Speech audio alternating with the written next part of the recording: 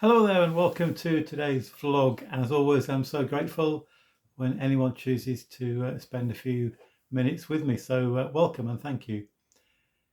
Most of my vlogs I try to make quite positive, and you may think that today's is not quite so positive as usual. It really concerns my concern about the way that we as a society seem to be heading. And one of the ways that exemplifies itself is through accepting things that in past days we would never have dreamt of accepting. Let me give you a couple of examples.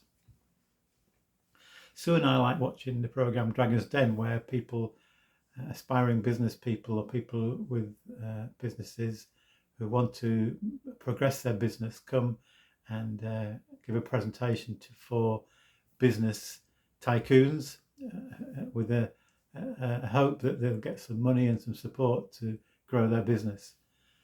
Sometimes they're successful, more often they're not. Last night, one of the businesses that was trying to seek for support from one of the dragons or more of the dragons was two women who had formed this business creating handbags. Now the handbags were vegan friendly, in other words, no leather used, and the processes were designed so that anybody who's a vegan would be happy to use their product, and others, of course, would buy into that. The difference with this product was that within the handbook there was what they called an erotic story printed on the inside of the handbag. And there was talk about a website which would develop the story further. And it's clear that that was the big selling point, really, apart from the quality of the handbags, which seemed to be quite good. 4 of the dragons turned them down, but one was really keen. And I was sad when they got the go-ahead to welcome a dragon onto the team and to move that forward, because it seems to me something like that is not really a good sign of progress. Imagine if you had one of those handbags and a little child in your family, one of your own children or grandchildren, got hold of it and started reading those words. What effect might that have? I think that's really a retrograde step, but it is a sign of the times.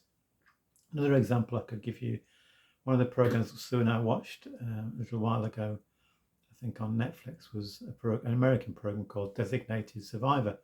There were 3 series. The first 2 series we watched, we quite enjoyed. It was a bit far-fetched, but we quite enjoyed it. And then the third series, suddenly all the characters started liberally using the F word for no apparent reason, and it really was off-putting. There's another program called The Bay, which is currently running on ITV, which we watched the first 2 series, quite enjoyed those, but now that the F word's coming up again and again, and I just can't see why that is helpful. I know it's a word that's in common usage in society, sadly, and it is sadly.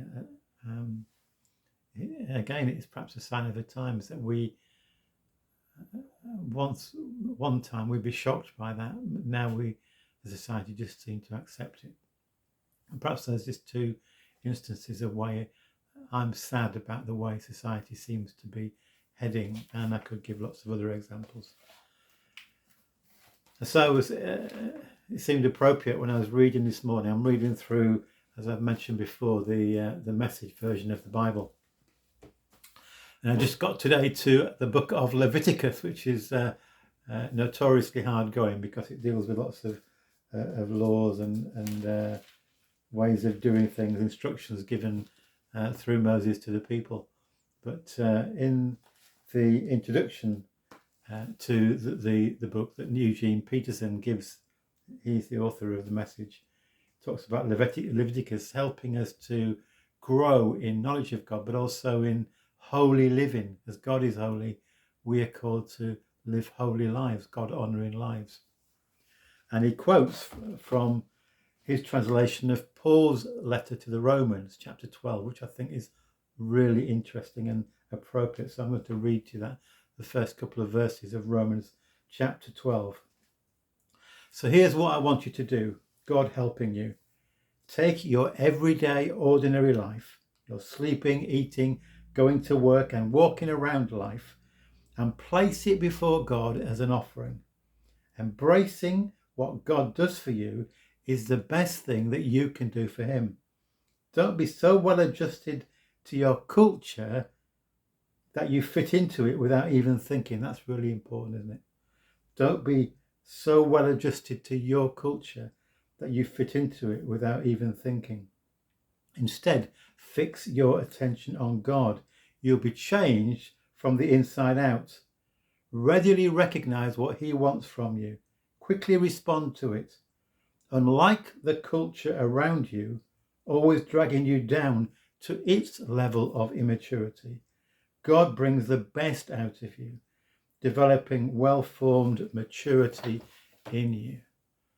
So let's not, as J.B. Phillips says, do not be squeezed into the mould of your society. Let's not allow ourselves to be influenced by what society thinks is okay. Let's live in a God-honouring way. That's just my thoughts for today. So God bless you. Thank you so much for listening today.